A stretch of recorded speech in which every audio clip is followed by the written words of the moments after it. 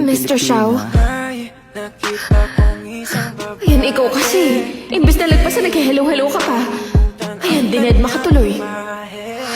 Ano ba ang iyong pangalan noong nakita kita? Ako'y di mapakali. Gustong mawag Sa wakas, iyong mga kamay. kanina pa kita hinihintay. Mapalagay. Sana ikaw ay makasabay. At malaman ko ang pangalan mo. At nang ikaw ay makilala Naiha? Ako,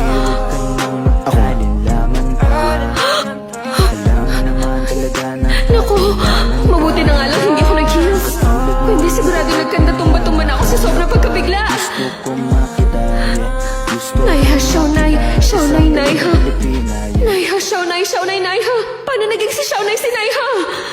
pinasa mo ba na maaga? Sorry muntik akong malit. You mean, yung competition? Okay lang. Siya pa talaga si Naiha? Halika na, kumain na tayo.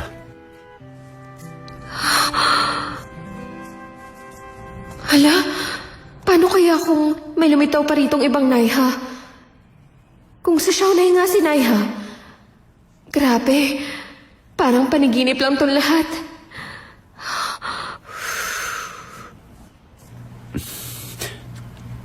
Wei. Mahilig ka ba sa isda? Alam mo ang pangalan ko?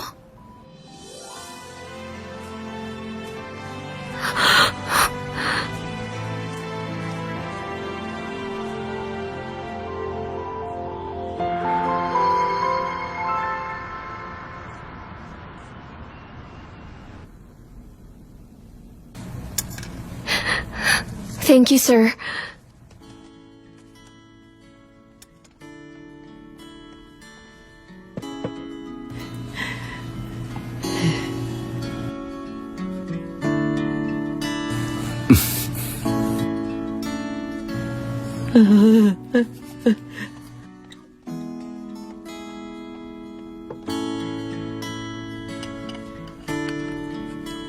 Hindi siya nakakapagsalita, pero napakagaling magluto ni Mrs. Jiang.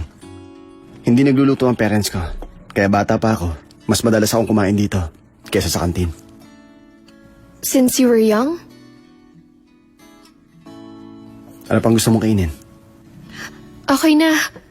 Dito pa lang sa soup. Parang nakakabusog na.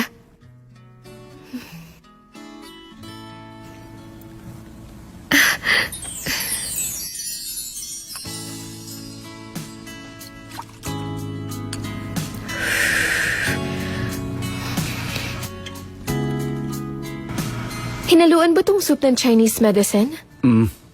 Naaksidente kasi ako. Binili ng dad ko na ihalo ang gamot sa fish stew for half a month. Para sa sugat ko sa ulo.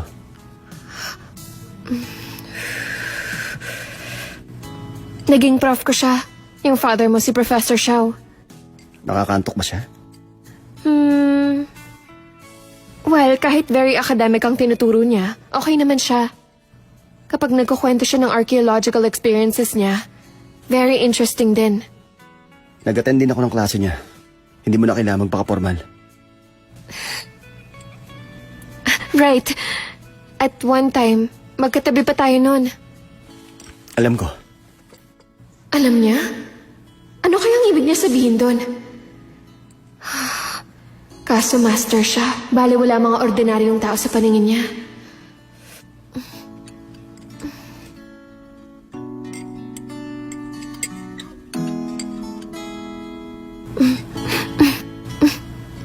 Bakit? Siguro sawang-sawa na siya rito. Kaya sa akin na lang niya pinapasa.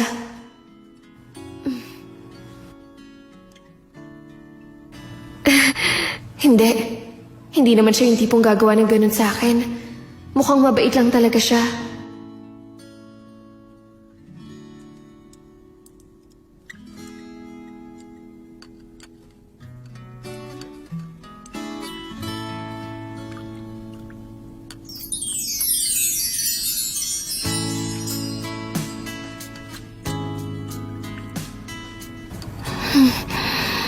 Grabe ang tahimik.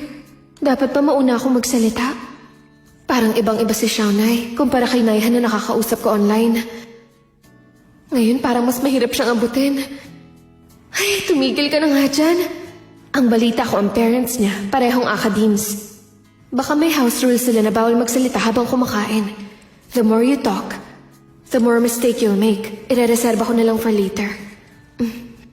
Tama yun. Ganun na lang. Tutukan ko na lang tong fish head.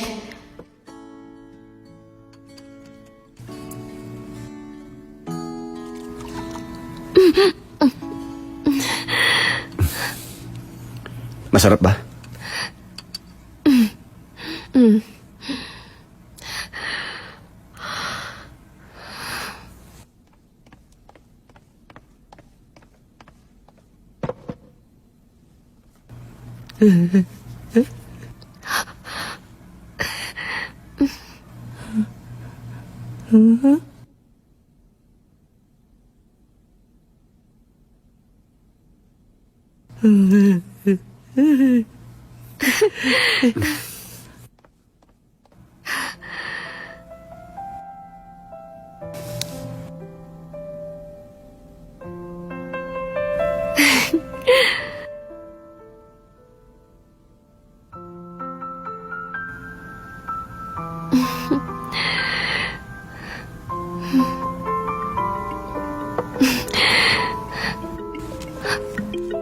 Aba, yung ringtone ni Master. Music ng The Musician and the Bandit.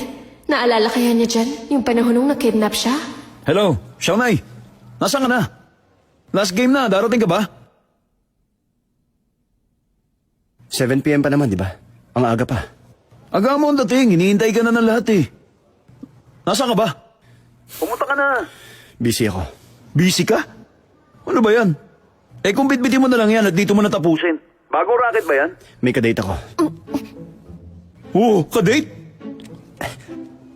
Hello, Pray. So, may kadate ka pala. Ba't di mo siya isama rito? Tatanungin ko muna siya.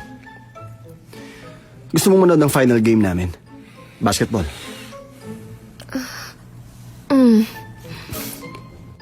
Sige, isasama ko siya. Isasama? Kumain ka lang. Akong bahala. Kukunin ko lang yung bike ko sa bahay para mas madali. Kung ganun pala, malapit lang dito ang bahay niya.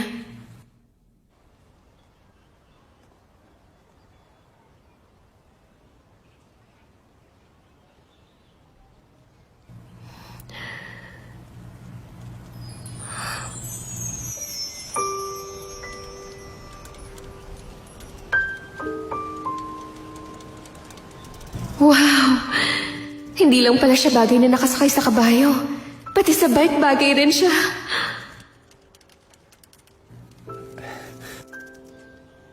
Sakay na. Wait lang. Kasi, sasakay ako dyan? Kasi masyadong malayo kung lalakarin. Ang worry ko lang kasi na kapag nakita tayo ng iba, they might get the wrong idea. Wrong idea? Baka isipin ng iba na may relasyon tayo. Di ba matagal na tayo may relasyong dalawa? Huy!